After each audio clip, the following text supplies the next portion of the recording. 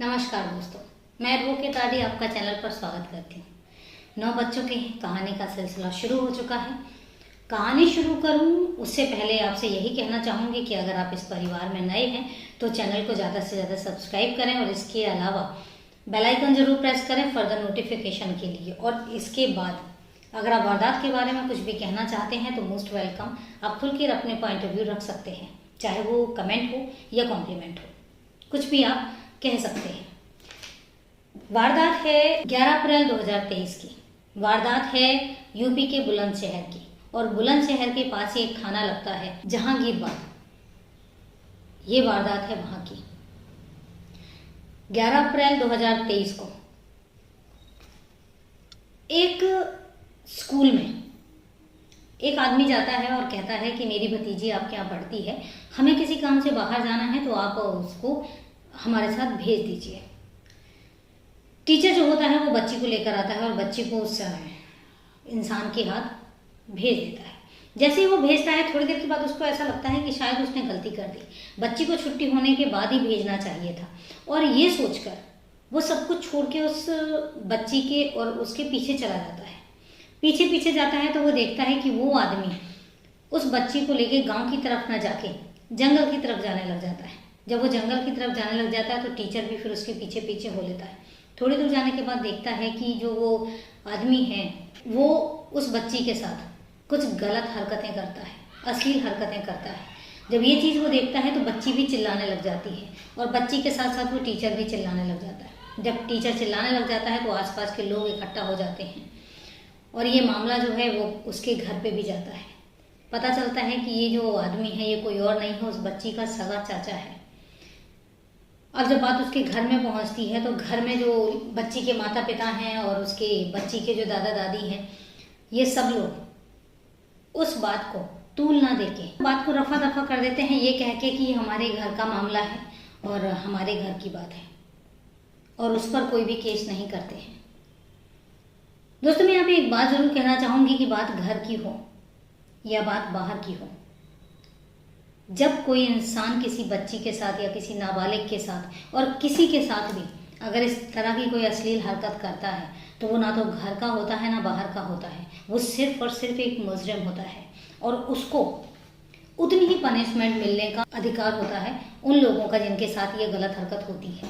यहाँ पर मुझे लगता है कि ये स्टैंड उस बच्ची के पेरेंट्स को लेना चाहिए जिन्होंने नहीं लिया, क्योंकि उसका खामियाजा जो है वो आगे भुगतना पड़ता है।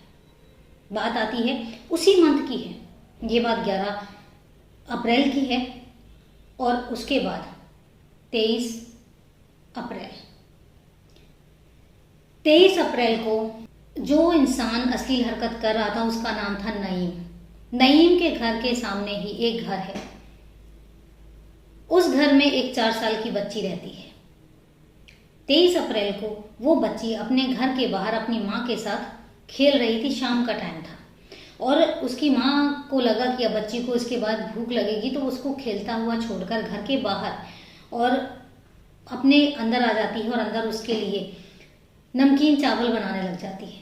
जब नमकीन चावल बन जाते हैं तो वो आवाज़ देती है अपनी बच्ची को, लेकिन उस बच्ची की आवाज़ वापस नहीं आती। तब वो कहती है हो सकता है थोड़ा दूर चली गई हो। वो दोबारा से जोर से आवाज़ लगाती है लेकिन उस बच्चे की कहीं कोई आवाज़ नहीं आती।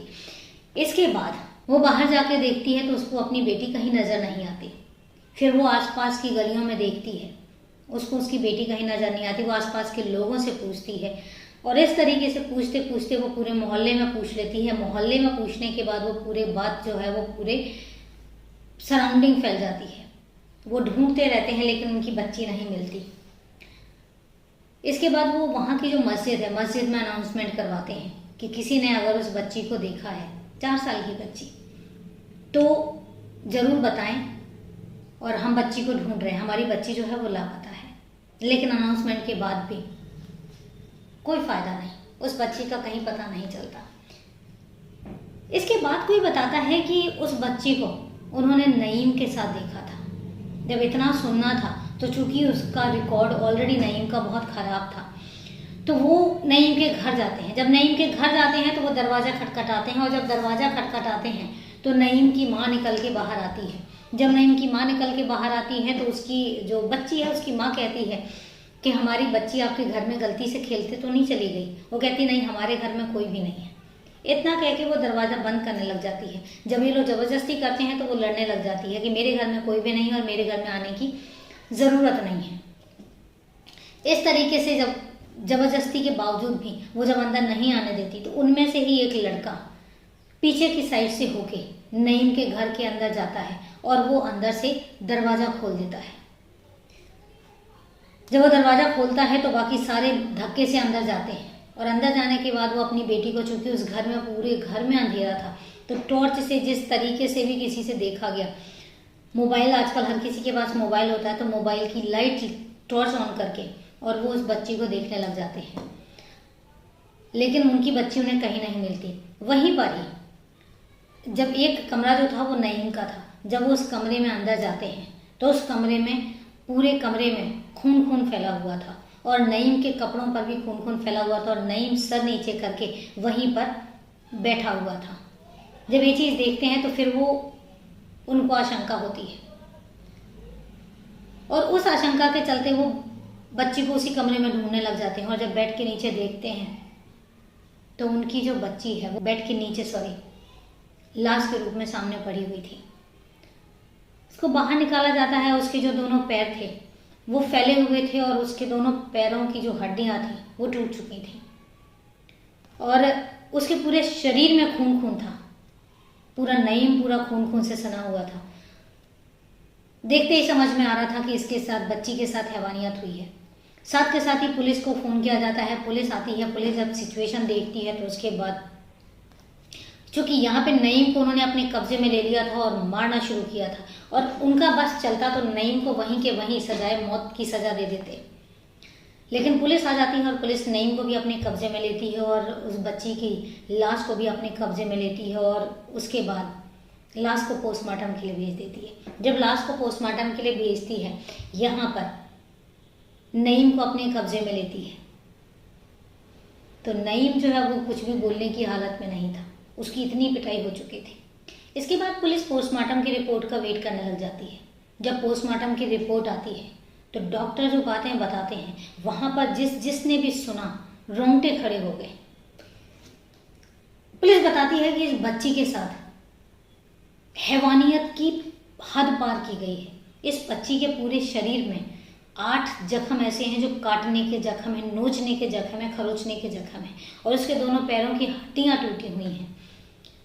उसके प्राइवेट पार्ट्स को इंसर्ट किया गया है और उस पर दरिंदगी की गई है। मतलब आप समझ सकते हैं, सोच सकते हैं कि एक हैवान जिस तरीके की हरकतें करता है वो हैवानियत उस बच्ची के साथ की गई है। महज 4 साल की बच्ची, उसके मुंह पर, उसके गालों में कहाँ कहाँ ऐसा नहीं था जहाँ पर उसकी बॉडी में जख्म नहीं थे। और जब बच्ची ने चीखने की कोशिश करी तो उसका मुंह दबाया गया और उसकी जो मौत हुई है वो दम घुटने से हुई है। उसका मुंह दबाया गया और इसी के चलते उस बच्ची की मौत हो जाती है। जब ये बात सुनते हैं तो पब्लिक भी भड़कती है। मीडिया जब ये चीज़ सुनती है तो मीडिया में भी ये चीज़ें जो है वो तेज़ी से वायरल होने लग जाती हैं। पुलिस को फिर जब नईम की और तहकीकात करती है तो बहुत सारी चीज़ें हैं जो पता चलती हैं, बहुत सारी चीज़ें हैं जिस पर एक्शन लिया जाना चाहिए था। अगर पहले ही नईम की हरकतों को नज़रअंदाज नहीं किया जाता तो आज नईम या तो पागल खाने में होता या किसी ऐसी जगह पे होता या फिर जेल में होता। लेकिन उसकी हर हरकत पर नज़रअंदाज कर देने का जो नतीजा आया वो ये आया कि उस 4 साल की बच्ची ने अपनी जान गंवा दी। वो बातें कौन कौन सी थी ये मैं आपको बताती हूँ। पता चलता है कि 15 साल पहले, 23 से 15 साल पहले नईम ने एक लड़के के साथ बलात्कार किया था और वो बलात्कार ऐसा किया कि बात जो है वो बहुत ज़्यादा वायरल हुई, लेकिन बात को रफा दफा कर दिया गया। उनके साथ भी वही चीज़ हुई कि समझौता हो गया, आपसी समझौता हो गया और नईम को माफ़ कर दिया गया। नईम के बारे में सुनने में आया कि नईम जो है वो जानवरों के साथ, बस मतलब कोई भी जानवर मिल जाए, गाय मिल जाए, क्या ही बोलूँ मैं, हर किसी के साथ वो हैवानियत करने की कोशिश करता। मतलब उसके अंदर जो है वो हैवानियत सवार थी, वहाँ भी उसको नज़रअंदाज किया गया। इसके बाद घर वालों ने एक चीज़ सोची कि शायद उसकी जो ये आदत है, इसकी शादी कर दी जाएगी, तब हो सकता है कि नईम जो है, नईम की आदत सुधर जाए। नईम की शादी कर दी जाती है।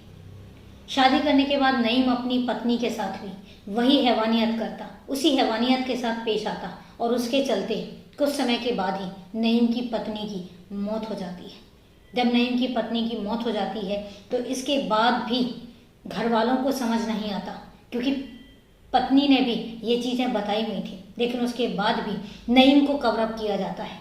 इसके बाद फिर नईम की शादी नईम के बड़े भाई की साली के साथ कर दी जाती है। जब उसकी शादी की जाती है, अभी 2022 की बात है, जब शादी की जाती है तो नईम फिर उसके साथ भी वही हैवानियत करता, उसी दरिंदगी से पेश आता।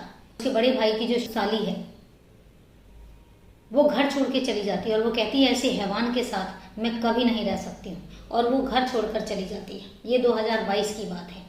इसके बाद आती है बात 2023 की। 2023 में नईम अपनी ही सगी भतीजी के साथ रेप करने की कोशिश करता है। वो तो थैंक्स हो उस टीचर का, जो टीचर उसको फॉलो करते हुए गया और उसने उस बच्ची को बचा लिया। वहाँ पर भी नईम के जो पेरेंट्स हैं उनकी आंखें नहीं खुली। उनको ये नहीं समझ में आया कि इन चीज़ों को नज़रअंदाज करते करते वो किस लेवल तक पहुंच सकते हैं और इसका क्या परिणाम हो सकता है। और उसका परिणाम ये होता है कि उस 4 साल की बच्ची को अपनी जान से हाथ धोना पड़ता है। जब पुलिस ये सब चीज़ें सुनती है तो पुलिस के पास और कोई चारा नहीं होता, और पुलिस महज 13 दिनों में चार्जशीट फाइल करती है, क्योंकि पोस्टमार्टम की रिपोर्ट के अलावा बहुत सारे प्रूफ थे जो पुलिस के पास थे, जैसे कि उस नईम का सीमन उस बच्ची के प्राइवेट पार्ट्स में मिलना। इसके अलावा बच्ची का जो ब्लड है वो नईम के कपड़ों में मिलना। उसके बाद जो उसने बाइट किया था उस बाइट में उसके जो जबड़े हैं उसका मिलना। इसके अलावा उस बच्ची ने जब बचाने की कोशिश की तो बच्ची के नाखूनों में नईम की स्किन का होना, ये बहुत सारी चीज़ें थी, तो पुख्ता सबूत थे कि नईम ने दरिंदगी की है। और इन्हीं सब सबूतों के चलते पुलिस ने चार्जशीट फाइल कर दी महज 13 दिनों में। और वो पहला केस था जिस केस में 13 दिनों में चार्जशीट फाइल की गई, और इसके बाद पॉक्सो कोर्ट ने एक्शन लिया। और आप यकीन नहीं मानेंगे, महज 77 दिनों में, अभी 26 जुलाई 2023, सिर्फ 77 दिनों में कोर्ट ने नईम को फांसी की सज़ा दी है, और इसके अलावा 3 लाख का जुर्माना भी लगाया है। और कोर्ट ने ये चीज़ कही है कि इस तरह के हैवान को, इस तरह के दरिंदे को इस समाज में रहने की अनुमति नहीं है, ये समाज में रहने के लायक नहीं है, और इसीलिए इसको सजाए मौत दी जाती है, इसको फांसी की सज़ा दी जाती है। जब ये सज़ा नईम को दी जाती है तो जितने भी लोग थे वहाँ पर, वो लोग खुशी से तालियां बजाने लग जाते हैं कि एटलीस्ट इंसाफ मिला, और बहुत जल्दी इंसाफ मिला। और आपको एक चीज़ बता दूं कि बुलंदशहर में एक पहला ऐसा केस था जिसमें महज 77 दिनों में फांसी की सज़ा दी गई। तो काबिले तारीफ था उस जज का डिसीजन, काबिले तारीफ था उन पुलिस वालों के एक्शन, काबिले तारीफ थे उस वकील का अपने केस को प्रेजेंट करना। तो ये थी दोस्तों वारदात। वारदात खत्म करूं उससे पहले बात आती है कल के सवाल की। कल मैंने एक सवाल किया था आपसे, क्योंकि कल जन्माष्टमी थी, तो उससे रिलेटेड सवाल किया था कि श्री कृष्ण की बहन का नाम क्या था। मोस्टली हम लोगों में सब लोग मोस्टली जानते होंगे, पर मेरे पास जो रिप्लाई आया वो राकेश पाटिल जी का आया। तो thank you very much Rakesh ji, as usual हर बार जवाब देने के लिए और करेक्ट जवाब देने के लिए, आंसर करने के लिए। तो थैंक यू वेरी मच, और साथ में मुझे मोटिवेट करने के लिए। तो उसका जवाब है सुभद्रा। सुभद्रा श्री कृष्ण जी की बहन का नाम था। तो ये तो था कल का जवाब। अब बात आती है आज के सवाल की। हाल ही में एक अनाउंसमेंट हुआ है उत्तर प्रदेश में। उत्तर प्रदेश की राजधानी लखनऊ में हाल ही में एक बहुत बड़ा निर्माण किया जा रहा है। और वो किस चीज़ का निर्माण किया जा रहा है, बहुत बड़े लेवल पे किया जा रहा है, और इसकी जो अनाउंसमेंट है ये न्यूज़ में भी आई थी। तो आप लोग इसको सर्च करिए कि किस चीज़ का निर्माण है जो लखनऊ में होने वाला है बहुत बड़े लेवल पे, और मुझे आंसर बताइए। मैं आपके आंसर का वेट करूँगी। तो चलो दोस्तों, मिलते हैं फिर कल एक नई वारदात में। तब तक के लिए नमस्कार।